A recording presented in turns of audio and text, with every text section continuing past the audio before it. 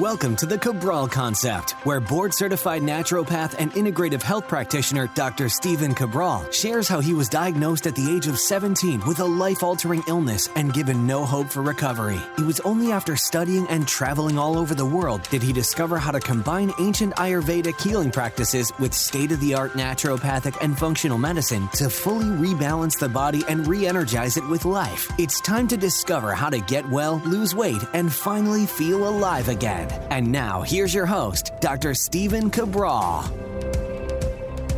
Hey everyone, welcome to the show today. Great to have you and super excited to be able to now take you through my Oura Ring versus Apple Watch comparison.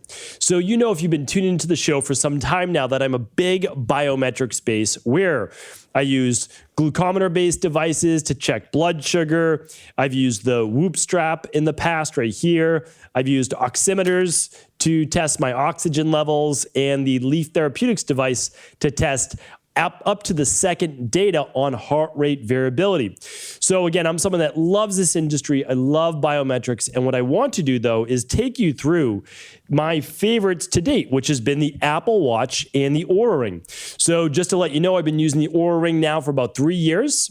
So I've got a lot of data on that. I'd say almost 3 years. And the Apple Watch I just got about 8 weeks ago. So I've been using that now for 2 months.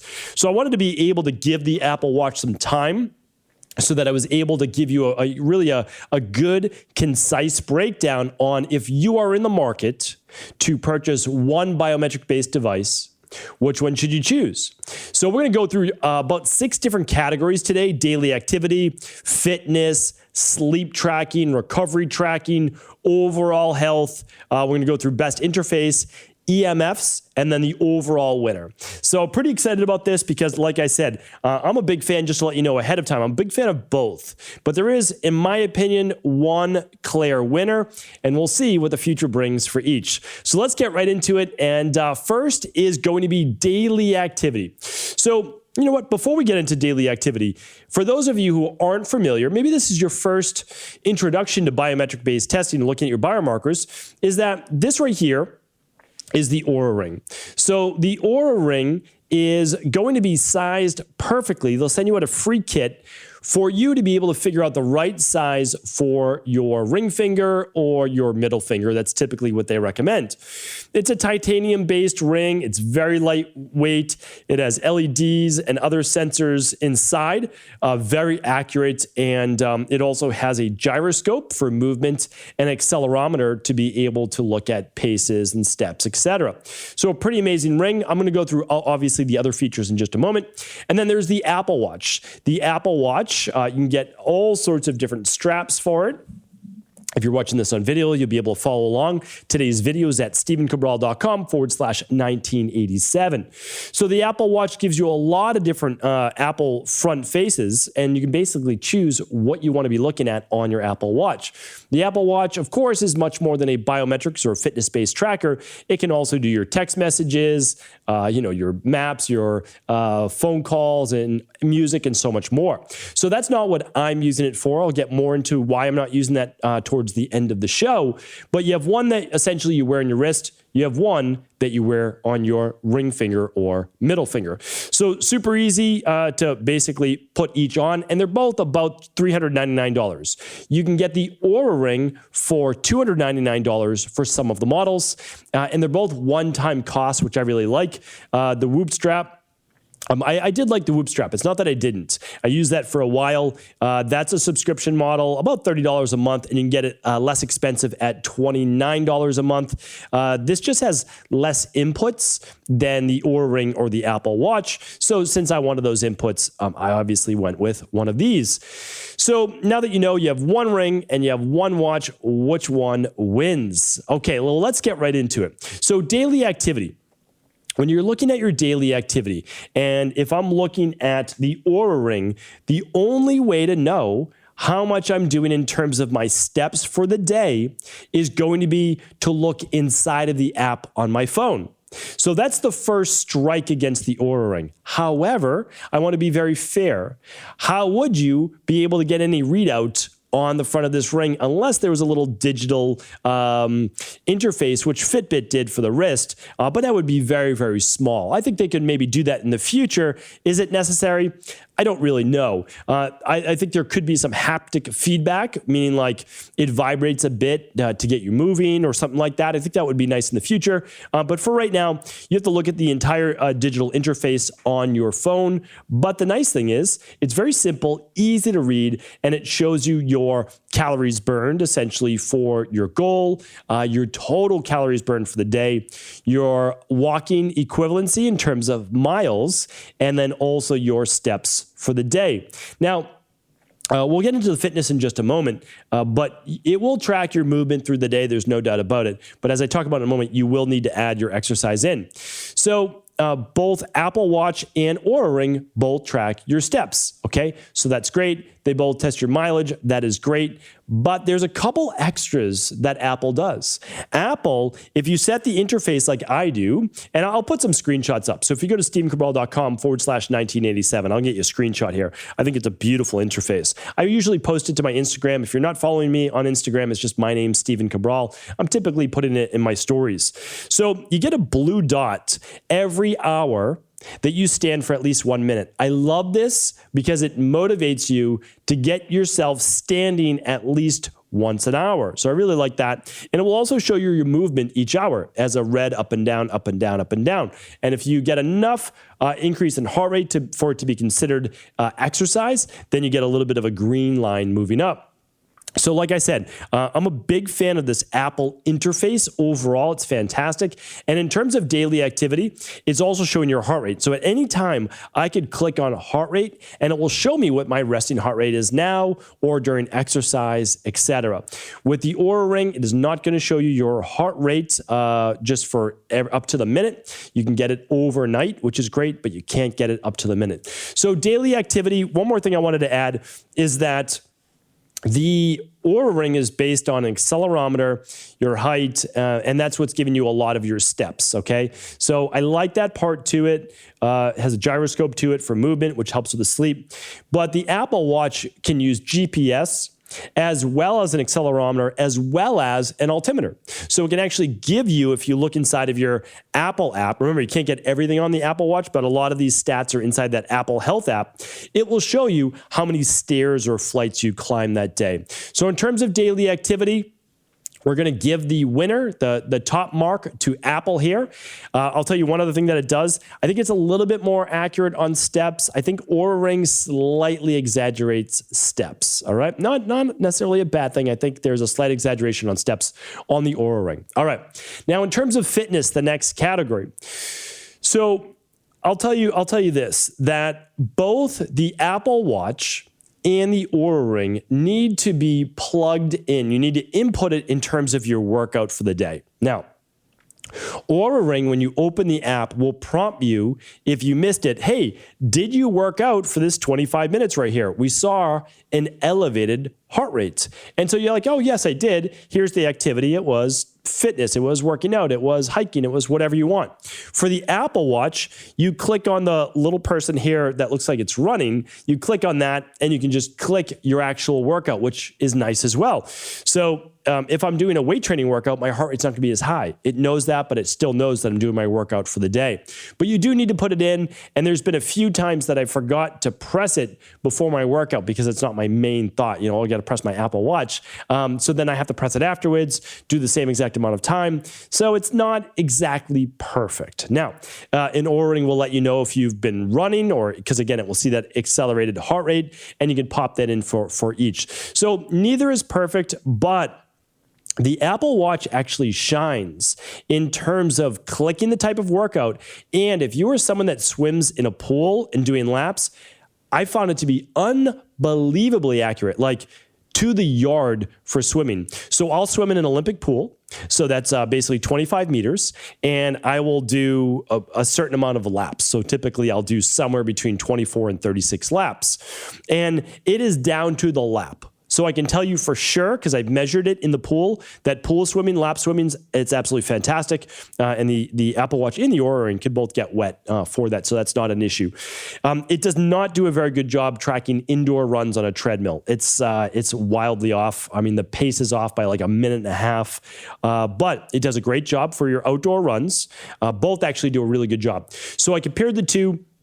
I went for a 3-mile run. The Oura Ring was only 0.2 difference over a 3-mile run. So it's not that it's dramatically different, but it was almost 0.2 different. Okay, so there was a little bit of a difference with the Oura Ring. Again, there's a slight exaggeration on the Oura Ring in terms of your mileage. Okay, the heart rate is fantastic on both, but it's a clear winner on the Apple Watch because it's literally on the interface. You can look at your heart rate as you are going through your workout and your recovery during your rest times during your sets. So love that. Really, really great. The outdoor biking running is spot on because the GPS. Again, the Oura Ring's good, but it's not on that interface. So if you were doing like a triathlon, so I'm training for a sprint triathlon, a Garmin watch or something like that is still going to be better. It really is. It's going to be better overall. However, if you're using the Apple Watch and you're using like an app like Log My Run or one of those, then you're getting really great mileage as well. And so that's what I do. So instead of having another device on another wrist, I'm using my Apple Watch Log My Run along with, and I can use that for biking as well, along with the Apple Watch. All right. So in terms of fitness, Apple's the winner there.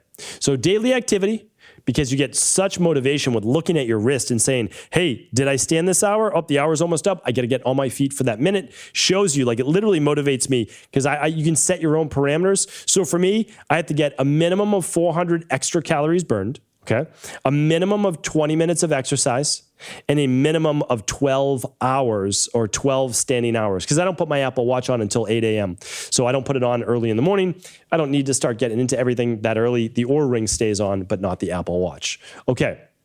So we've got Apple as the first two winners. Next up is sleep. Okay. So what does the Oura Ring do? Because now you're going to start to see the Oura Ring shine. I mean, really, if you're talking about what does the Oura Ring look at for your sleep, it's looking at your heart rate variability, okay? It's looking at your body temperature, which is something that the Apple Watch doesn't do. It's looking at your heart rate through the night, and it is looking at your total sleep time and time in bed. Plus, another thing that the Apple Watch doesn't do is it looks at your light sleep, your REM sleep, your deep sleep, and your awake time. So we'll actually show you when you wake up during the middle of the night, and it is unbelievably accurate. It was spot on. So for example, I'm looking at last night.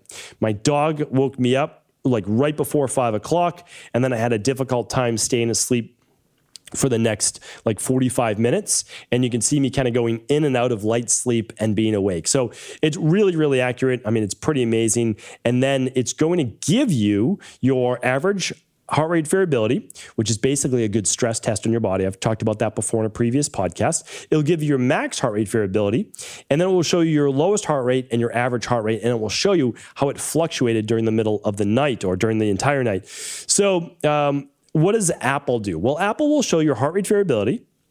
It will show you your total sleep time, and overall pretty good. However, Oura Ring is tracking it all throughout the night. Apple will give you about 3 readings throughout the night on those. So nowhere near as accurate.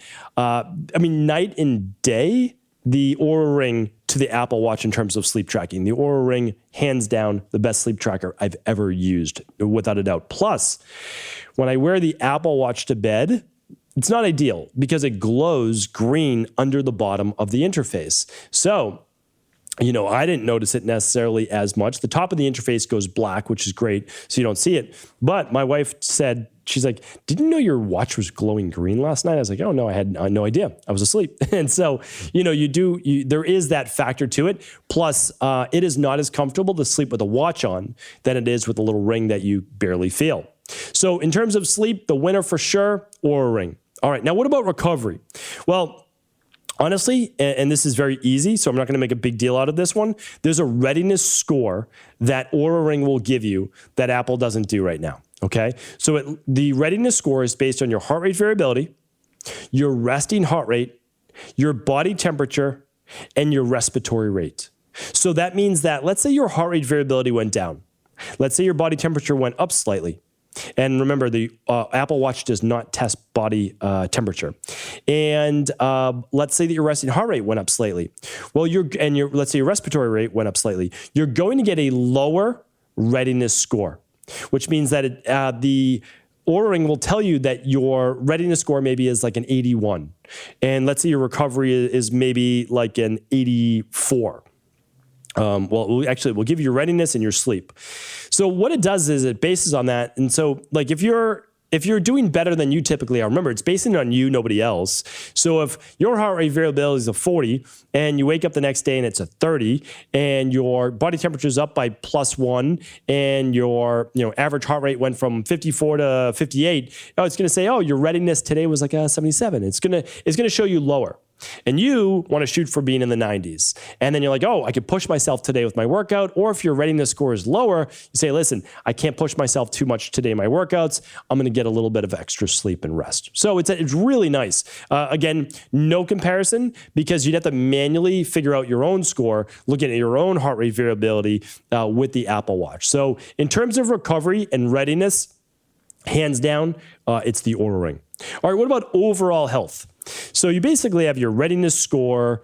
You're looking at your recovery. Oura wins in that part of overall health. What about your blood pressure, right? I shouldn't say blood pressure because you can measure that with an Apple Watch, but I wouldn't do it. Like I wouldn't use that yet. It's getting there, but not yet. But it looks at your oxygen. And your oxygen on your Apple Watch is pretty good. And it will measure it a few times a day. Not consistently, but a few times a day. And then anytime you want to measure it, you can by actually clicking the button. You just have to stay perfectly still, keep your hand rested on your thigh or on a desk, and you'll be able to take that. Heart rate variability, here's an interesting one. Anybody using either of these devices, it could take your Apple Watch or Oura Ring 1 to 2 weeks to kind of figure out that baseline. The Apple Watch took almost 3 weeks for it to figure out my heart rate variability. It was at like 110, 130 the first few days, and I would love to have a heart rate variability of 110, 140. I don't have a heart rate variability of 110, 140. That would be great, but now it's back to normal where it typically is. And you know what? It's pretty close to the Oura Ring. It really is. The Oura Ring is always going to be, in my estimation, about 10 to maybe even 20% lower on heart rate variability than Apple Watch because they test it in different ways. But that's okay. Heart rate variability doesn't really matter like as much the score. I mean, you certainly as an adult would love to be above a 35. Of course, yes, you can be higher. You want to be higher, but as an adult in your 40s or older, like you want to be a little bit higher. If you're in your 30s, I certainly recommend 40, 45 or higher. And anybody I work with, I want to get them into the 50s or higher. So that's a story for another day. I've talked about that a little bit before on previous interviews. If you want to know more about heart rate variability, I'm going to link up a couple shows I did. One of them is with Dr. Jay Wiles. He's one of like the leading experts on heart rate variability. So I'll certainly link that up. So heart rate variability, pretty good on both, pretty consistent on both. But again, during the night, the Oura Ring is taking your heart rate variability all night, where the Apple Watch is only taking about 3 times. And then body temperature goes to the Oura Ring, because currently the Apple Watch does not take body temperature. So overall health, I would say Oura Ring is the winner there. All right, so we're at 2 categories: daily activity and fitness for Apple, sleep, recovery, and overall health for Oura. We've got just a couple more. Best interface, you're probably going to realize already what I'm about to say.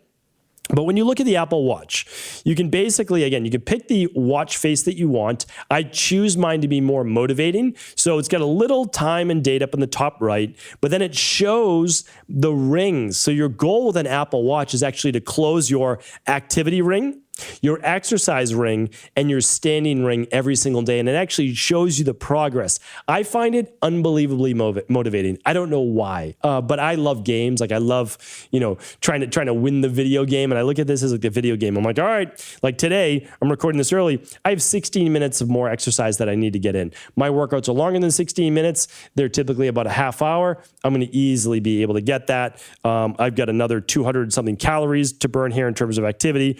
And I'm 6 hours deep. I've hit every hour so far standing. Great. I only need 6 more. So you make it realistic, but also to push yourself a bit, right? So that's what I've kind of done. And, so I love the interface. And then when you go to the actual Apple app, which is just your health app, I mean, it just says health. It's currently white with a little pink heart or red heart. You can go in and you can drill down on your steps for the day, your distance for the day, your standing minutes, your standing hours. You can go into your flights climbed. So VO2 max. I mean, it has everything in there. Your swimming distance. So the two work together, right? They work hand in hand. So the Apple app is like any other Apple device. It's very clean. It's very easy to read. Now, let's juxtapose that with the Oura app. The Oura app is fantastic in its own right. It looks completely different than the Apple app. When you get to the homepage, you're looking at, first and foremost, your readiness score, any updates it has for you, and then your sleep score, which are the two most important. It's like how game are you today, right? How ready are you for this day? What was your exercise like yesterday? What was your recovery like? And it takes that into account. So I love that. Again, you can never find that on a watch either, so you do need the apps. And then at the bottom, okay, click on your readiness. Okay, we got it. We got resting heart rate variability, respiratory rate, body temperature. How's it look? And then you scroll down the page or scroll up, and you'll be able to see all the different stats there. Sleep, I get my total sleep, my time in bed, my sleep efficiency, and my resting heart rate. Good. And then my activity for the day, goal progress, total calories burned, walking equivalency, and steps. And then you can put in your workouts from there. So I think they're both great. I really do in terms of interface. However, only one of these devices allows me to look at this interface all day long with just looking right at the watch. So the winner there goes to Apple. I would love to say Ty, but it's really Apple in terms of the interface. The Oura app is better, but I mean, really, if I'm looking at the actual interface, it's really tough to beat that Apple Watch. All right. Let's go to EMFs, right? Electromagnetic frequencies. If you don't know what those are, definitely go to stevencabral.com/1987. We'll link up previous interviews, heart rate variability, all the other shows that you should be checking out to learn more about this. But you want to be careful with EMFs with all these devices, the Leaf device and the Whoop strap and all these great things. So what I do is, very simply put, I go into the app on the Oura Ring, put it on airplane mode. And then for the Apple Watch, you can actually click airplane mode right on it. It shows a little airplane that shows you it's in airplane mode. And then what do? I go to Bluetooth, turn off my Bluetooth. Okay. Now there's no EMFs. So that's really nice. So they could both be EMF free. But the people, of course, who want to get their text messages and their music and all those other things, they need to turn on Bluetooth for the Apple Watch. So, obviously it depends on how you plan on using it. I'm only using it as a fitness-based device because I can't get 1,000 emails and phone calls and notifications and everything else, text messages and Slack messages and everything else on my watch every minute of the day. It's too distracting. So I turn those off anyways. So for me, not a big deal. However, the Oura Ring certainly has less EMFs when it's on versus the Apple Watch. So if you're going to keep them both on, the Oura Ring wins that. All right. So now what wins overall? We need to look at the total picture. And I honestly, I said this, the decision is really easy. It's actually very easy. So if you want a smart biometrics device, mainly for fitness, activity tracking, or motivating you to move more, hands down, it's the Apple Watch. Hands down. It's not even close. The Apple Watch has the best interface, and I'll show you exactly what mine looks like. I'll link that up at stevencabral.com/1987. Best interface, keeps you the most motivated. It shows you where you're at every second of the day. I love that. Okay. But you must also have an iPhone in order to use this properly, right? So if you want all the linking up with all the different health apps and you're someone that wants to link it up with your text messages or whatever it might be, you do need an iPhone with that. So I just want to share that part to it, right? But you can't have an Apple Watch. It will do it on its own, but you do need to link it up to get all that rest of that data. So, one more. If you are someone that is looking for the best device to track your sleep, your readiness, and your recovery, 100% is the Oura Ring. Again, not even close. The data that I get from overnight for my heart rate variability, my deep sleep, which needs to be an hour and a half or more, my REM sleep, which needs to be 2 hours or more, to look at my total time in bed, my steps for the day. I'm telling you right now, the Oura Ring. And the Oura Ring is the only one that, to me, that's comfortable to wear in bed. I'm not going to wear a watch every night. So I wore this for a week to get the data to be able to do this show for you, but I would never wear my Apple Watch to bed. Don't find it comfortable. To me, the interesting thing is the Apple Watch actually tracks more data, and it really has everything that the Oura Ring can do, but it hasn't laid it out yet. It hasn't really rolled it all out yet. So when I'm thinking about like 5 years from now, is there going to be a clear winner? It's probably going to be the Apple Watch in terms of everything. However, you would still have to wear that watch to bed. And right now, the watch doesn't even last a full 24 hours. So you need to charge it for like an hour before bed. Or some people that I know have 2 Apple Watches, one to wear to bed, one during the day. That's pretty decadent. So you can do that. For me, I'm wearing both. Now, the question is, because I want the motivation for the activity. I love being able to put in my bikes, my runs, my swims, and I love the Oura Ring overnight. So I don't even need my Oura Ring during the day if I don't want to, but it still needs all that data. So I like that as well because it knows how active I was the day before. So will I continue to wear both forever? I don't know. But I'll tell you this. If I'm going to give up one, it's going to be the Apple Watch. So my winner right now is the Oura Ring. I love the motivation. I love the interface. I love the activity tracking and the fitness tracking of the Apple Watch. But if I were to choose one right now, it's going to be the Oura Ring. Now, I'm going to continue to wear both, at least for a while. But again, if I drop one, it's going to be the Apple Watch. For sure, you should decide what is best for you based on what you feel is most important. Hopefully, this head-to-head was helpful. I will absolutely do it again in a year or two from now if there's been big strides and changes made. Apple's about to reveal potentially a glucometer that uses LEDs, a better blood pressure tracker, better oximeter, and much more. So I'll keep you updated for sure. Keep tuning into the Cabral concept. And of course, if this was helpful, please do feel free to share it with anyone else you believe it could serve. Thank you so much for tuning into the show. Before you run, I want to make sure that you have gone over and visited our online functional medicine practice over at equa.life. And that is because this week we are offering up to 25% off during our semi-annual sale. It only happens twice a year, once every 6 months. And I want to make sure you do not miss it this July. We offer up to 25% off store-wide on your favorite at-home functional medicine lab tests, protocols, and of course, individual nutritional supplements. This will allow you to pick up that at-home lab test you've been looking to do for yourself or maybe for the whole family. Pick up the CBO protocol, the Parasupport protocol, the heavy metal detox, a functional medicine detox, whatever it is that you need right now. It is up to 25% off store-wide, something that we love to do for our community. You won't see this widely advertised, but it is for our podcast listeners and of course, our online community support group. So take advantage of the savings. Let us know what you decided to invest in. And of course, we're here for you. If you have any questions, do feel free to reach out. Again, we are here to help. Head on over to equi.life for savings up to 25% plus daily deals that you won't want to miss. Take care, everyone.